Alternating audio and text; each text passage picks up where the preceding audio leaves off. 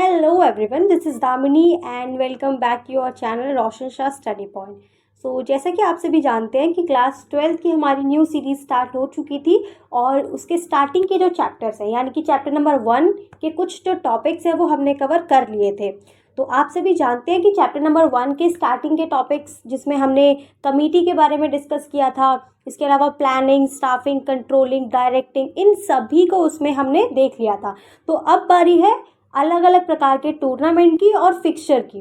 ठीक है, तो इस पूरे लेक्चर में हम लोग टूर्नामेंट के बारे में जानेंगे जो कि बहुत इंपॉर्टेंट है, और फिक्सचर के बारे में, क्योंकि आप लोग जानते हैं कि फिक्सचर और टूर्नामेंट दोनों से ही मोस्ट इंपॉर्टेंट क्वेश्चन बनता है और डेफिनेटली यहाँ से एक क्वेश्चन पूछा जाता है। ठीक है, तो ये पूरे चैप्टर का एक इम्पॉर्टेंट पार्ट है जिसमें से आपका डेफिनेटली एक क्वेश्चन आता ही आता है, तो आपको इसको अच्छे से कवर करना है। तो आज के इस लेक्चर में मैंने केवल और केवल टूर्नामेंट का ही टॉपिक रखा है, इसके अलावा फिक्सचर का, ताकि आप लोगों को समझने में कोई प्रॉब्लम ना आए और आप केवल कॉन्सेंट्रेट से उसी टॉपिक को समझ सकें। तो चलिए स्टार्ट करते हैं आज का लेक्चर।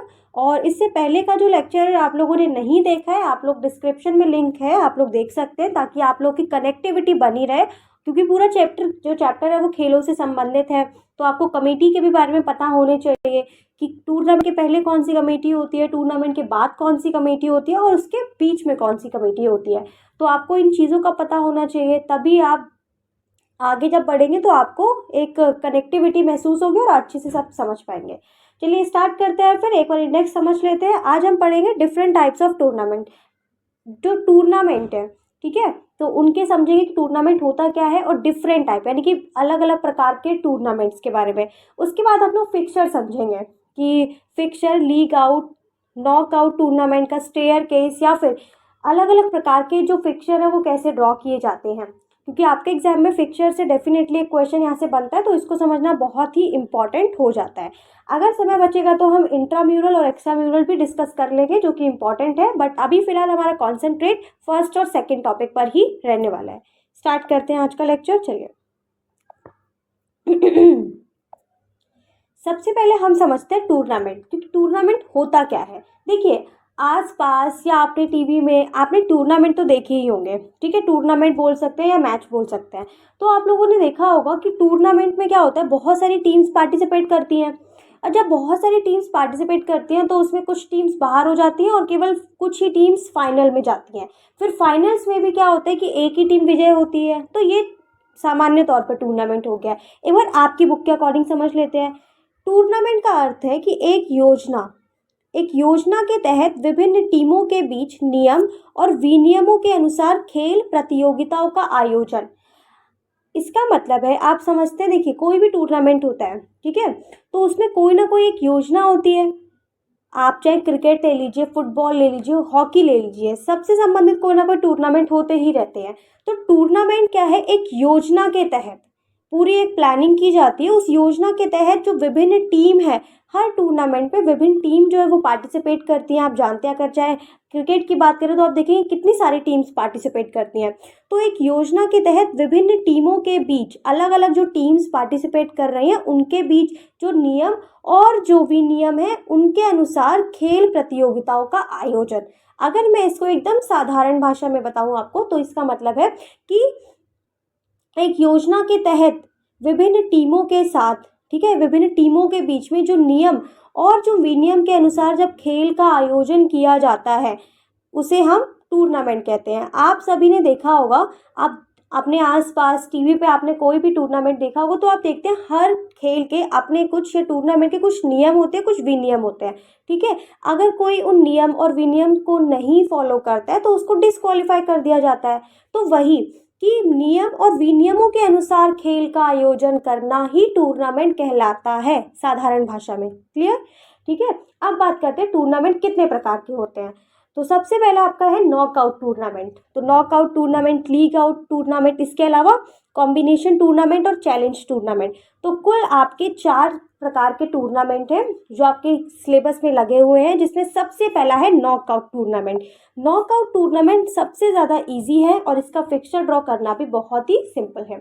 तो नॉकआउट टूर्नामेंट में क्या होता है कि इस टूर्नामेंट में जो टीम हार जाती है, यानी कि मान लीजिए 5 टीमों ने पार्टिसिपेट किया, अगर कोई टीम हार जाती है तो वो टीम डायरेक्टली बाहर हो जाएगी, उसको दूसरा मौका नहीं दिया जाएगा।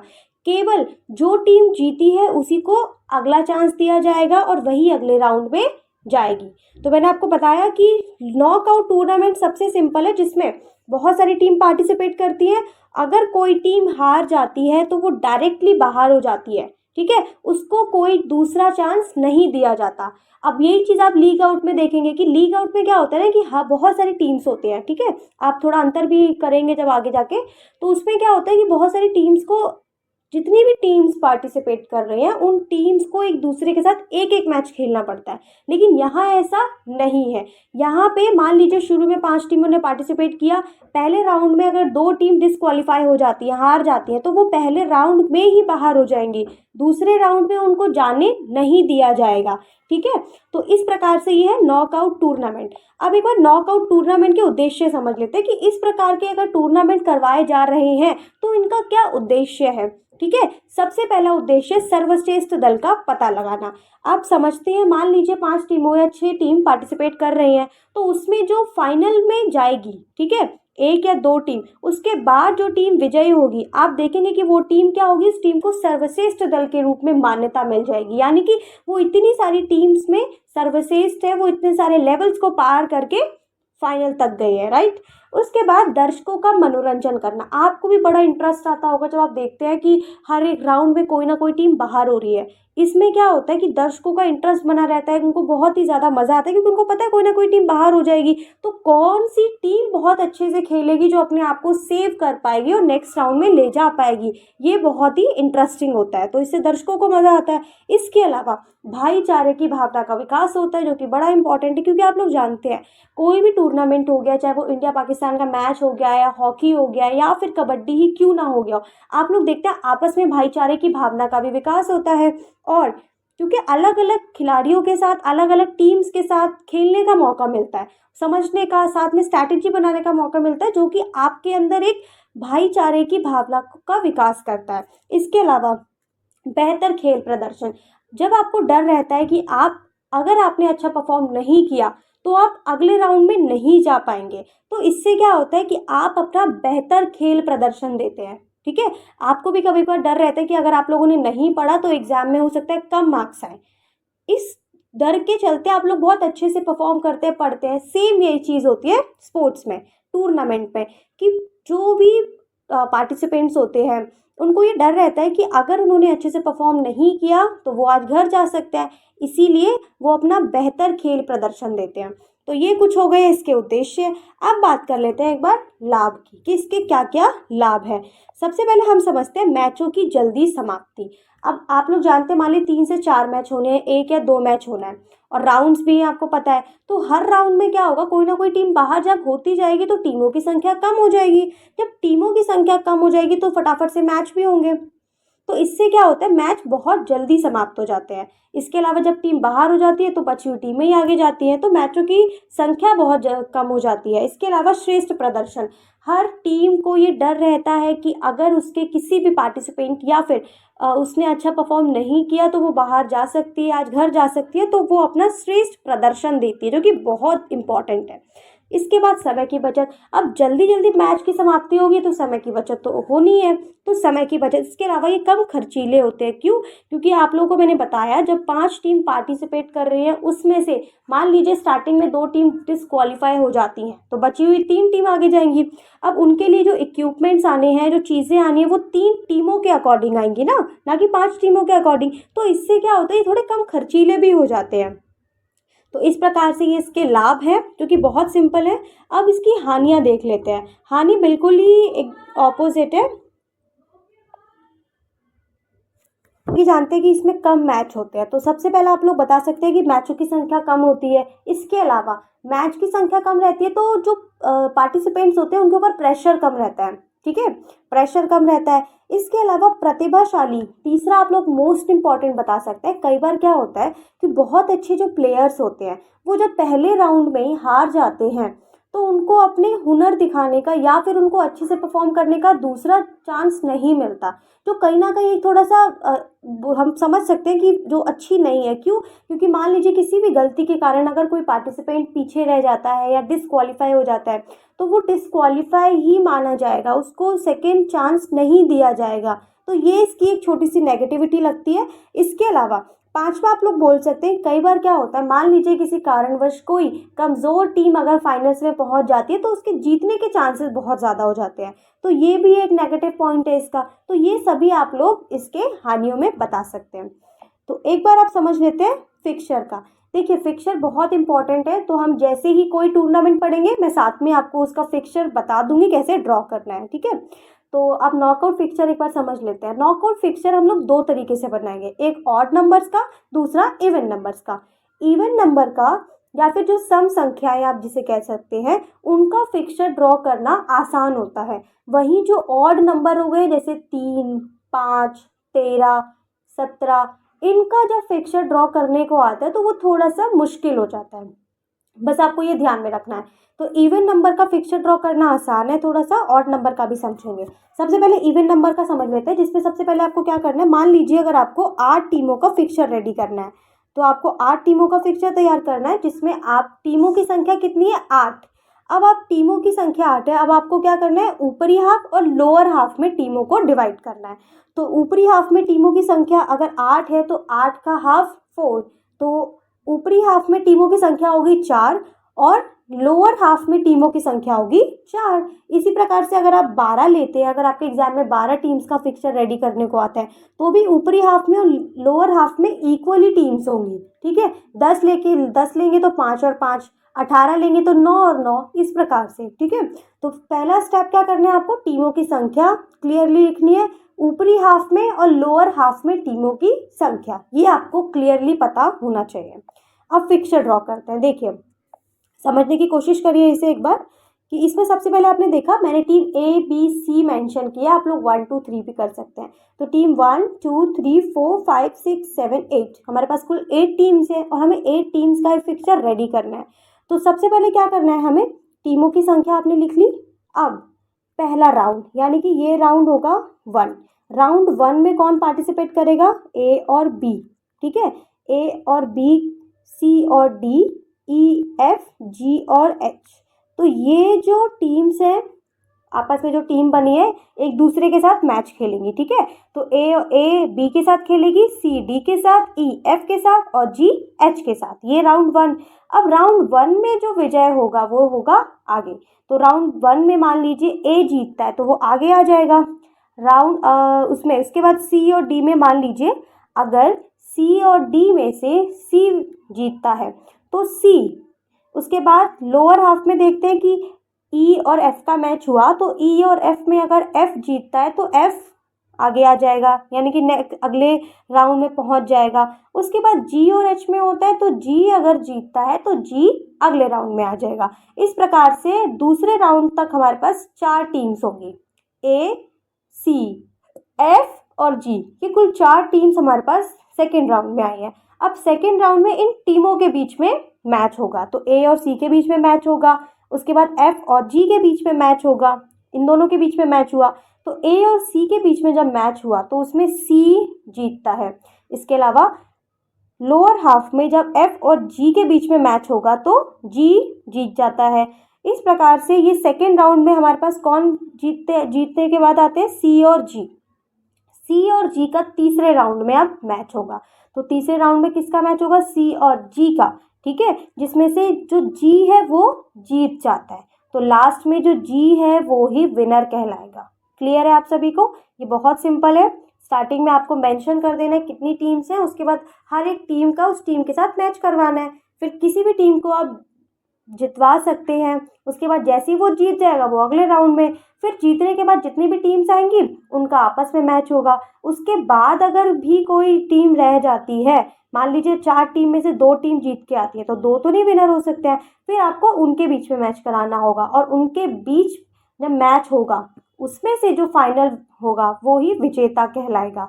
इस प्रकार से आपका इवन नंबर का जो, इसमें कोई बाई नहीं दी गई है, ये सिंपल है। तो ये बहुत सिंपल है। अब समझते हैं ऑड नंबर का। देखिए ऑड नंबर 3, 13, 17 इस प्रकार से। और एक इम्पॉर्टेंट बात ये भी है कि आपके एग्ज़ाम में आपसे ऑड नंबर का ही ज़्यादातर पूछा जाता है, तो आप लोगों का चांसेस हो जाते हैं कि आप लोग इसको अच्छे से प्रिपेयर करें ताकि आपको एग्ज़ाम में कोई डिफ़िकल्टी ना आए, क्योंकि इसको ड्रॉ करने में कई बार थोड़ा समय लग जाता है। तो जब आप इसको प्रैक्टिस कर लेंगे अच्छे से तो आपको टाइम नहीं लगेगा और आप लोग इसमें पूरे में से पूरे मार्क्स ले सकते हैं, इतना ज़्यादा इजी होता है। तो आप लोग को इसको छोड़ना नहीं है, अच्छे से ड्रॉ करना है, एक दो बार प्रैक्टिस करोगे बहुत अच्छे से हो जाएगा, ठीक है। तो अब ऑड नंबर का प्रोसीजर देख लेते हैं एक बार। सबसे पहले हम लोगों को डिसाइड करना है टीम्स का। तो टीम्स मान लीजिए हमने कितनी ली थी, 21 टीम ली है। आपको एग्जाम में 17 टीम आ सकती हैं, 15 आ सकती हैं, इस तरीके से। तो हमने कुल 21 टीम ली है। सो टीम्स इन अपर हाफ, तो टोटल एन का मतलब मैं आपको अभी बता दूं, एन का मतलब होता है टोटल नंबर ऑफ टीम, यानी कि टीमों की कुल संख्या। तो टीमों की कुल संख्या हमारे पास है 21, ठीक है। तो अब समझते हैं ऊपरी हाफ में। ऊपरी हाफ में जब हम निकालेंगे टीमों की संख्या तो उसके लिए आप फॉर्मूला लगाएंगे n+1 अपॉन में 2, ठीक है।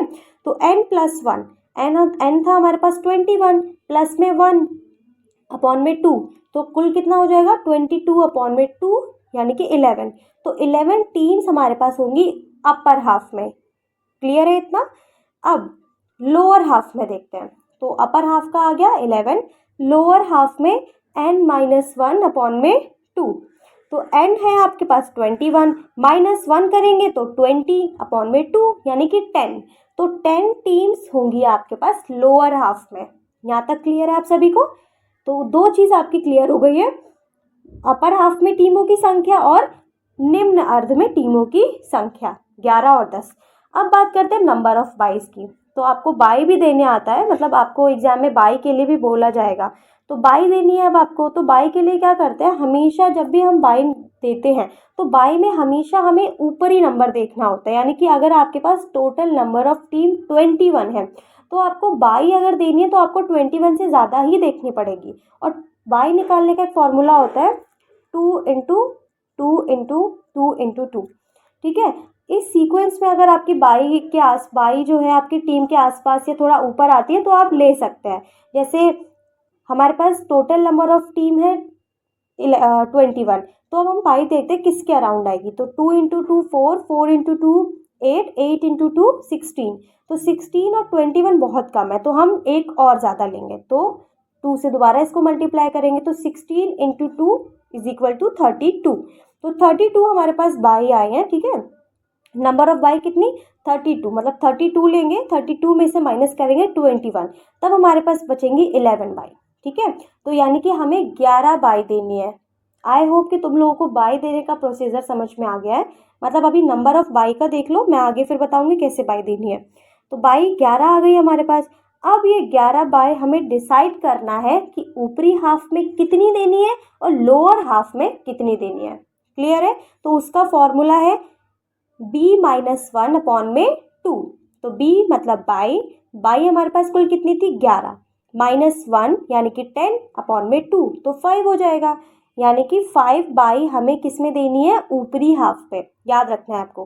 5 बाई कितनी दें, 5 बाई देंगे हम ऊपरी हाफ में। इसके अलावा अगर आप लोग फॉर्मूला नहीं भी लगाते, लेकिन आपको फॉर्मेलिटी के लिए लगाना पड़ेगा, तो लोअर हाफ में अब बाई निकालनी है। तो लोअर हाफ में बाई निकालने का फॉर्मूला होता है b+1 अपॉन में 2। तो b था हमारा टोटल नंबर ऑफ बाई, उसके बाद टोटल नंबर ऑफ बाई थी हमारे पास 11 + 1 यानी कि 12 अपॉन में 2। तो कुल कितनी 6 बाई हमारे पास लोअर हाफ में होगी। सिंपल।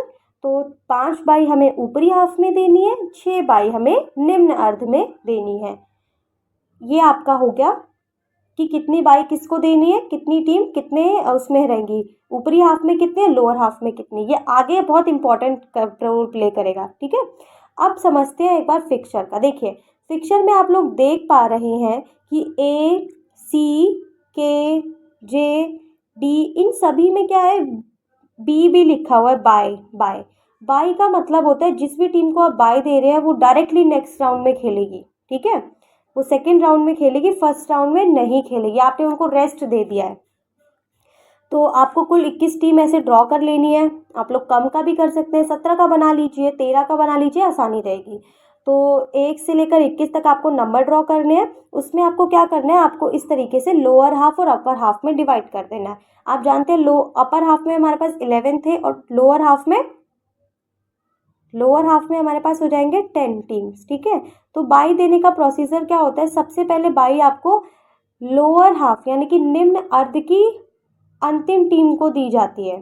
ठीक है, तो लोअर हाफ पहली बाई जाएगी लोअर हाफ के अंतिम टीम को, यानी कि लोअर हाफ की अंतिम टीम है 21, तो 21 को आपको पहली बाई देनी है। पहली बाई दी है लोअर हाफ की जो अंतिम टीम है। ठीक है, अब दूसरी बाई जाएगी अपर हाफ की पहली टीम को, यानी कि टीम नंबर 1, तो टीम 1 को गई आपकी दूसरी बाई। क्लियर है इतना। अब तीसरी बाई आप लोग देंगे लोअर हाफ की, यानी कि निम्न अर्ध की जो प्रथम टीम है। अब निम्न अर्ध की प्रथम टीम कौन सी है, 12।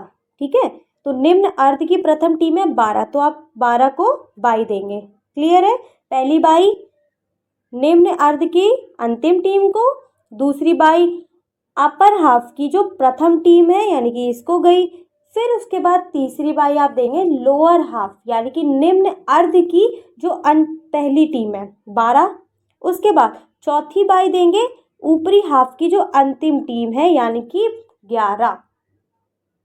समझ में आ रही है बात आपको। इसी प्रकार से आपको कुल 11 बाई देनी है। अब बाकी की बाई आप लोग ड्रॉ करके देखना कि बाकी की बाई अब कैसे इसी सीक्वेंस पे रहेंगी। ठीक है, पांचवी बाई बता देती हूँ। पांचवी बाई फिर आपको यहाँ देनी है, क्योंकि हमने नीचे से शुरू किया है ना, तो 4 हो गए। उसके बाद जैसी पांचवी बाई आएगी तो वो फिर लोअर हाफ में चली जाएगी। फिर छठी बाई कहाँ जाएगी, सबसे ऊपर। फिर सातवीं बाई लोअर हाफ का फर्स्ट सेकंड, और सातवीं बाई अपर हाफ का लास्ट सेकंड। तो इस तरीके से करते करते आपको कुल 11 बाई देनी है। मैंने आपको 4 बाई बता दी हैं, बाकी की बाई आप लोग ड्रॉ करके मुझे बताना कि किस किस टीम को जाएंगे। जिसका सही होगा मैं उसको पिन कर दूंगी, राइट। तो इस तरीके से आपको बाई देनी है। ठीक है, बहुत ईजी है बेसिकली बाई देना, बस आपको याद रखना है सीक्वेंस। ठीक है, पहले नीचे फिर ऊपर, फिर नीचे से ऊपर, फिर ऊपर से नीचे, फिर नीचे, फिर ऊपर, फिर नीचे से ऊपर से नीचे, उसके बाद फिर ऊपर से नीचे, सॉरी नीचे से ऊपर, फिर ऊपर से नीचे।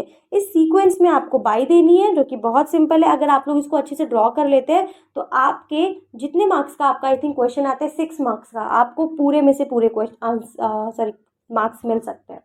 तो इसके लिए आपको चिंता नहीं करनी है, बहुत सिंपल है बाई देना। ड्रॉ करके देखना, मुझे आंसर बताओ पहले क्या आ रहा है, कितनी बाई देनी है। मैंने 5 बाई दे दी है, 6 बाई अब आपको देनी है। ठीक है, तो जितनी भी टीम्स विजय होंगी वो अगले राउंड्स में जाएंगी। तो कुल मिला के कितने राउंड होंगे हमारे पास, 5 राउंड। 5 राउंड में मान लीजिए के और एच के बीच में अगर होता है तो विनर कौन होगा, के is a winner of the tournament. ठीक है, इस तरीके से क्या होगा, जिसको बाई देंगे वो सीधे नेक्स्ट राउंड में खेलेगी। और बी और एफ में मान लीजिए अगर होता है तो बी जीतती है, एम और एन में हुआ तो एन, इसके बाद अलावा हमने सी को बाई दी है तो सी डायरेक्टली नेक्स्ट राउंड में खेलेगी। तो इन दोनों के टीम इन दोनों के बीच में, उसके बाद इनके बीच में, इनके बीच में और इनके बीच में, इस तरीके से टूर्नामेंट होगा।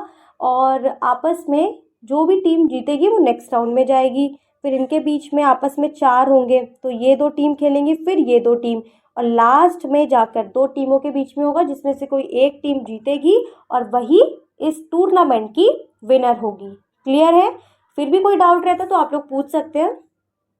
अगले इसकी तरफ चलते हैं। अब हमारा जो नेक्स्ट है वो है लीग राउंड रॉबिन टूर्नामेंट। ठीक है, लीग टूर्नामेंट को भी कई बार राउंड रॉबिन टूर्नामेंट कह देते हैं, तो समझते हैं इसको। देखिए, मैंने आपको बताया था शुरू में कि ये नॉकआउट टूर्नामेंट से थोड़ा अलग होता है। क्यों, इसमें जितनी भी टीम्स पार्टिसिपेट कर रही है, मान लीजिए 10 टीम अगर पार्टिसिपेट कर रही है तो वो 10 टीम जो है वो हर एक टीम, मान लीजिए पहली टीम दूसरे के साथ, फिर दूसरी टीम तीसरे के साथ, ठीक है, आपस में एक दूसरे के साथ ज़रूर खेलेंगी। समझ में आ रही है बात आपको। तो हर टीम को एक दूसरी टीम के साथ खेलने का पूरा मौका दिया जाता है इसमें। इसी के कारण क्या होता है कि इसमें कोई भी टीम अगर हार जाती है तो उसको बाहर नहीं किया जाता, बल्कि दूसरी टीम के साथ खेलने का मौका दिया जाता है। ये टीम आपको याद रखनी है। और विजेता जो होता है वो हार और जीत से प्राप्त अंकों के आधार पर घोषित होता है, यानी कि आपके हारने के बाद और जीतने के बाद आपके जो अंक आए हैं उसके आधार पर जो विनर है वो घोषित किया जाता है। तो ये है लीग आउट टूर्नामेंट। अब लीग आउट टूर्नामेंट भी दो टाइप का है, सिंगल लीग टूर्नामेंट और डबल लीग टूर्नामेंट। ठीक है, सिंगल लीग और डबल लीग। तो सिंगल लीग भी बहुत सिंपल है। सिंगल लीग में क्या होता है कि सभी जो टीम है, ठीक है, इस टूर्नामेंट पे सभी टीम अन्य टीमों के साथ एक बार ज़रूर खेलते हैं। सिंगल यानी कि एक बार, तो इसमें जितनी भी टीम्स हैं वो दूसरी टीमों के साथ एक बार ज़रूर खेलेंगी। ठीक है, इसमें मैचों की संख्या निर्धारित करने के लिए ये फॉर्मूला यूज़ होता है, n ब्रैकेट में n-1 ब्रैकेट 1 2। ठीक है, मान लीजिए अगर आप 10 ले रहे हैं तो 10 को कर लीजिए कि कितनी मैच होंगे। इस तरीके से मैचों की संख्या निर्धारित करने के लिए सिंगल लीग का जो टूर्नामेंट है उसका फॉर्मूला होता है n bracket n-1 bracket 1 2। Clear है। इसी के बाद डबल लीग। तो डबल लीग सिंगल लीग दोनों ही लीग टूर्नामेंट के पार्ट हैं। तो डबल लीग में क्या होता है कि इस टूर्नामेंट में प्रत्येक टीम सभी टीमों के साथ 2 बार मैच खेलते हैं। जितनी भी टीम्स है वो सभी टीम्स के साथ 2 बार मैच खेलेंगे। कितनी बार? 2 बार। डबल है, डबल मीन्स 2 बार। तो इसका जो फॉर्मूला होता है मैच निकालने का, दैट इज n ब्रैकेट में n-1 ब्रैकेट 1। सिंपल है फॉर्मूला। बस आपको जब आप सिंगल लीग का फॉर्मूला पूछा जाएगा तो आपको 2 कर दे लगाना है लास्ट में, और डबल लीग का पूछता है तो 2 हटा देना है। तो n ब्रैकेट n-1 खत्म। तो इस तरीके से 2 है सिंगल लीग और डबल लीग। अब सिंगल लीग और डबल लीग या लीग टूर्नामेंट के लाभ और हानि समझ लेते हैं एक बार। टूर्नामेंट का आकर्षण अंत तक बना रहता है। जो टूर्नामेंट का इंटरेस्ट है, आकर्षण है, वो अंत तक बना रहता है। कौन सी टीम जीतेगी, कितने ज़्यादा नंबरों से। ठीक है, उसके बाद इसमें क्या होता है, सभी टीमों को ना, जितनी भी टीम्स हैं उनको खेलने का पूरा मौका दिया जाता है। जबकि नॉकआउट में ऐसा था कि कोई टीम अगर हार जाती है, बहुत अच्छा खेल रही है, तो वो बाहर कर दी जाएगी, मैटर नहीं करता। लेकिन अगर वो हार गई है तो बाहर कर दिया जाएगा। इसमें क्या होता है कि जितनी भी टीम्स पार्टिसिपेट कर रही हैं उन सभी को खेलने का पूरा मौका दिया जाता है, और हारने के बाद भी टूर्नामेंट से बाहर नहीं किया जाता। ठीक है, कोई टीम हार गई है तो उसको बाहर नहीं करेंगे, बल्कि दूसरी टीमों के साथ खेलने का मौका प्रदान करेंगे। ये होता है। तो ये इसके 2 से 3 लाभ हैं। अब हानि समझ लेते हैं। देखो, हानि आप खुद ही समझ सकते हो। जब 10 टीम पार्टिसिपेट कर रही हैं और वो 10 टीम, मान लीजिए 5 टीम उसमें से अगर हार जाती हैं तो उनको बाहर नहीं किया जाएगा, बल्कि उनको अब जो दूसरी टीम्स है जिनके साथ उन्होंने नहीं खेला उनके साथ मौका दिया जाएगा। तो आप खुद समझ सकते हैं इसमें समय कितना ज़्यादा लगेगा कि कोई टीम डिस्क्वालीफाई नहीं हो रही है, हर टीम के साथ वो खेल रही है, और इसके साथ इसमें संसाधन भी बहुत लगते हैं। ठीक है, क्योंकि कोई टीम जब हार नहीं रही है, डिस्क्वालीफाई नहीं हो रही है, तो उनको भी तो इक्विपमेंट प्रोवाइड कराने पड़ेंगे ना, उनको भी तो फैसिलिटीज़ प्रोवाइड करानी पड़ेगी, अलग अलग प्रकार की जो चीज़ें हैं वो प्रोवाइड करानी पड़ेंगी। तो इस कारण क्या होता है, इसमें संसाधनों की आवश्यकता ज़्यादा हो जाती है। ठीक है, और ये थोड़ा खर्चीला भी हो जाता है। इसके अलावा बड़े ग्राउंड की आवश्यकता होती है, ज़्यादा जो खेल अधिकारी हैं उनकी आवश्यकता होती है, क्योंकि इतनी सारी टीम्स पार्टिसिपेट कर रही हैं तो उनके बीच में कोऑर्डिनेशन बनाना, उनको रूल्स समझाना, अच्छे से टूर्नामेंट को कंप्लीट करना, तो इन सभी चीज़ों के लिए कुछ अधिकारी चाहिए होते हैं, उनकी भी आवश्यकता होती है, बड़े ग्राउंड की आवश्यकता होती है, ज़्यादा समय लगता है, खर्चीला ज़्यादा होता है। तो आप लोग एक पॉइंट से सारी चीज़ों को समझ सकते हैं। ठीक है, तो ये कुछ इसकी हानियाँ हो गई है। अब हम समझ लेते हैं एक बार साइक्लिक फिक्सर। साइक्लिक फिक्सर भी इंपॉर्टेंट है, एग्जाम में आपसे पूछा जाता है। अब आपको समझ में आ गया साइक्लिक फिक्सर, जैसे साइकिल चलती है ना, उसी प्रकार से आपको फिक्सर भी ड्रॉ करना है। ठीक है, तो साइक्लिक फिक्सर समझते हैं किस तरीके से आता है। एग्जाम में पूछ लिया जाता है कि आपको टीमों की संख्या दे दी जाएंगी और उसमें आपको एक साइक्लिक फिक्सर ड्रॉ करना है। ठीक है, तो इसमें आपको हम 9 टीमों का फिक्सर ड्रॉ कर रहे हैं, जिसमें हमारे पास टीमों की संख्या कुल कितनी है? 9। अब हम देखते हैं इसमें क्या होता है, ऊपरी हाफ और लोअर हाफ जैसा कोई वो नहीं होता है। हमें केवल मैचों की संख्या पता होनी चाहिए और राउंड्स की। ठीक है, तो मैच की कुल संख्या निकालने के लिए हमारे पास फॉर्मूला है n। ये रहा हमारे पास जो फॉर्मूला है वो है n, उसके बाद ब्रैकेट में n-1 अपॉन में 2। ठीक है, तो ये फॉर्मूला है, और हमारे पास टोटल नंबर के और टीम कितनी है? 9। तो 9 मतलब टोटल नंबर ऑफ टीम। तो 9 ब्रैकेट में 9-1 अपॉन में 2, -1 कर देंगे तो 72 अपॉन में 2, यानी कि कुल 36 मैचेस होंगे। कितने? 36। तो 36 मैचेस होंगे अगर आप 9 टीम्स लेते हैं। और राउंड्स की अगर मैं बात करूँ तो राउंड निकालना तो बड़ा ही सिंपल है। इसमें राउंड्स उतने ही होंगे जितनी टीम्स होंगी। तो टीम्स हमने ली थी 9, राउंड भी होंगे 9, क्लियर, खत्म। तो 3 चीज़ें आ गई, टीम, राउंड और मैच। टीम 9, राउंड 36 और सॉरी राउंड 9 और मैचों की संख्या होगी 36। तो 3 चीज़ें आ गई। अब साइक्लिक फिक्सर समझते हैं। देखिए अगर आप लोग इसको ध्यान से देख पा रहे हैं तो हमारे पास कुल कितने राउंड करवाने थे हमें? 9। इसके अलावा टोटल नंबर ऑफ टीम था 9, ठीक है। मैचों की संख्या थी 36। तो इस तरीके से ड्रॉ करना है हमें। तो राउंड 1 में देखिए बी का मतलब है जिसको बाई दी गई है, ठीक है। तो आप लोग देखेंगे इसमें बी मतलब बी जो है वो अपनी जगह फिक्स रहेगा, ठीक है। उसके बाद आपको नंबरिंग स्टार्ट करनी है। तो 1, हमारे पास टोटल नंबर ऑफ टीम कितने हैं? 9। तो आप 9 ही टीम ले सकते हैं, इससे ज़्यादा नहीं। तो 1 2 3 4 5 6 7 8 9। तो ये पहला हो गया राउंड। दूसरे राउंड में 9 इधर आ जाएगा, ठीक है, 8 ऊपर आ जाएगा, ठीक है। उसके बाद नेक्स्ट राउंड में क्या होगा? 8 इधर आ जाएगा, 7 ऊपर आ जाएगा। फिर अगले राउंड में क्या होता है आप लोग देख पा रहे हैं, 7 8 9 फिर 1। फिर नेक्स्ट राउंड में क्या होगा कि जो 6 था वो इधर आ जाएगा और 5 जो है वो ऊपर आ जाएगा। तो आप देख सकते हैं ये। उसके बाद 5 इधर आ जाएगा और 4 ऊपर आ जाएगा। फिर 3 इधर आ जाएगा, 4 ऊपर आ जाएगा और 2 इधर, 3 नीचे। फिर 1 2, 1 ऊपर और 2 नीचे।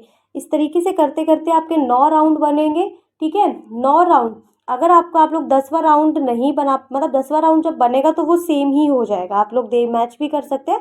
अब अगर 10वां राउंड आप बनाते हैं और वो सेम आता है तो आप समझ लेना आपका आंसर बिल्कुल ठीक है। लेकिन अगर आप थोड़ा सा भी इनकरेक्ट करेंगे तो पूरा गलत हो जाएगा। तो बहुत सिंपल है, बस जिसको बाई देनी है वो ऊपर रहेगा हमेशा, ठीक है। उसके बाद आपको 1 2 टीम करना है। उसके बाद राउंड सेकेंड में क्या होगा, जो टीम पहले थी वो बाद में, फिर थर्ड में जो टीम पहले थी वो बाद में, करते करते आपको ये पूरा साइकिल की तरह चलाना है, ठीक है। तो कुल 9 राउंड होंगे, 9 ही टीमों की संख्या लेनी है आपको। तो ये है हमारा साइक्लिक फिक्चर, ठीक है। अब बात करते हैं एक बार स्टेयर केस, जो स्टेयर केस मेथड है। स्टेयर केस मेथड जो है वो काफ़ी ज़्यादा इजी भी है और कई बार थोड़ा कंफ्यूजिंग भी होता है। स्टेयर केस जो मेथड है वो काफ़ी ज़्यादा मतलब एक इंटरेस्टिंग लगता है, क्योंकि आप लोग जब इसको बनाएंगे तो आप खुद समझ सकते हैं। इसमें क्या होता है कि स्टेयर केस विधि में फिक्सर सीढ़ी की तरह बनाए जाते हैं। स्टेयर मतलब सीढ़ी, तो इसको बोलते हैं सीढ़ी नुमा कई बार, ठीक है। तो सीढ़ी की तरह फिक्सर ड्रॉ करना है। अब इस विधि में कोई बाई नहीं दी जाती है और टीमों की संख्या सम है या विषम है, इसकी भी कोई समस्या नहीं होती है। इसीलिए ये सबसे आसान है। क्लियर है ये बात? इसके अलावा इस विधि में टीमों की संख्या, टीम या जो प्रतियोगी है उनकी जो संख्या है वो दे दी जाती है। प्रत्येक संख्या किसी टीम का प्रतिनिधित्व करती है। मान लीजिए 1 या 2 है, 2 या 3 है, 1 तो 1 का प्रतिनिधित्व करेगी, 2 तो 2 का करेगी। तो इस तरीके से होता है। अब एक बार इसका फिक्सर समझ लेते हैं कि क्या है। इसमें निकालने के लिए कि कैसे टोटल ऑफ मैच, कितने मैच होंगे, वो एक फॉर्मूला होता है टोटल टीम्स, ठीक है। तो इसमें सबसे पहले टोटल टीम्स आपके पास 9 है, ठीक है। 9 आपके पास टोटल टीम्स है। उसके बाद क्या करना है आपको, नंबर ऑफ मैचेस, मैचों की संख्या की निकालने के लिए फॉर्मूला है n, ब्रैकेट में n-1 अपॉन में 2। n का मतलब है टीमों की कुल संख्या।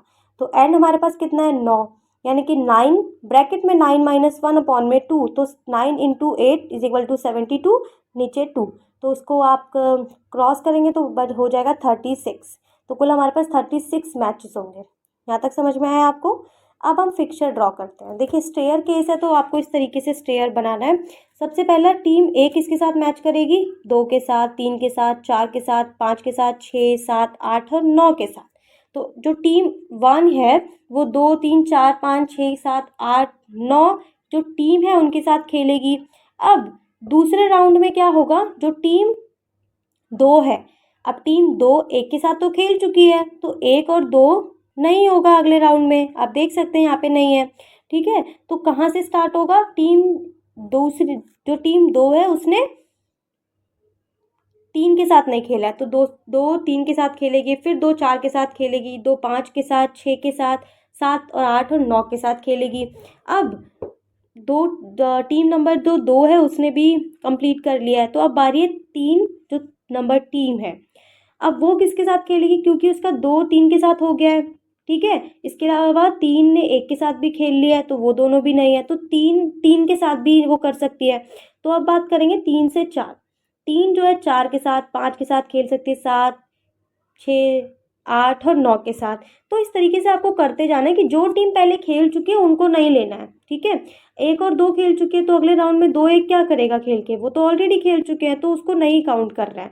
तो जिन्होंने नहीं खेला उसको काउंट कर रहा है। तो इस तरीके से आपको स्टेयर केस मेथड से आपको फिक्सचर ड्रॉ करना है, ठीक है। बहुत सिंपल है, बस आपको याद रखना है कि कोई टीम रिपीट नहीं होनी चाहिए। आप इस पूरे फिक्सचर में देख सकते हैं कोई टीम रिपीट नहीं हो रही है, ठीक है। और कुल कितने राउंड होंगे इसमें, टोटल आपके पास टीम 9 है और 36 मैचेस होंगे, ठीक है। तो इस तरीके से आपको इसका फिक्सचर ड्रॉ करना है, बहुत सिंपल है। अगर आपके एग्जाम में और करके आता है कि यार नॉकआउट या स्टेयर केस, तो आप ज़्यादा पॉसिबिलिटी है कि आप लोग स्टेयर केस को करें, क्योंकि स्टेयर केस में गलतियों की संभावना कम होती है और मार्क्स पूरे मिलने की संभावना होती है। तो ये ज़्यादा अच्छा रहेगा आप लोग अगर इसको करते हैं। बाकी आज के लिए यहीं समाप्त करते हैं। बाकी के जो टॉपिक्स हैं मैं अगले लेक्चर में कंप्लीट कराने की कोशिश करूँगी, क्योंकि ये लेक्चर बहुत लंबा हो जाएगा तो आप लोग थोड़ा सा बोर हो जाओगे। तो आई जस्ट होप तुम लोग को समझ में आया हो ये। और इसमें कोई भी डाउट रहता है आप लोग मुझे पूछ सकते हैं कमेंट बॉक्स में। मैं कोशिश करूँगी आपके सवालों का जवाब देने की। मिलती हूँ नेक्स्ट वीडियो में। Thank you for watching.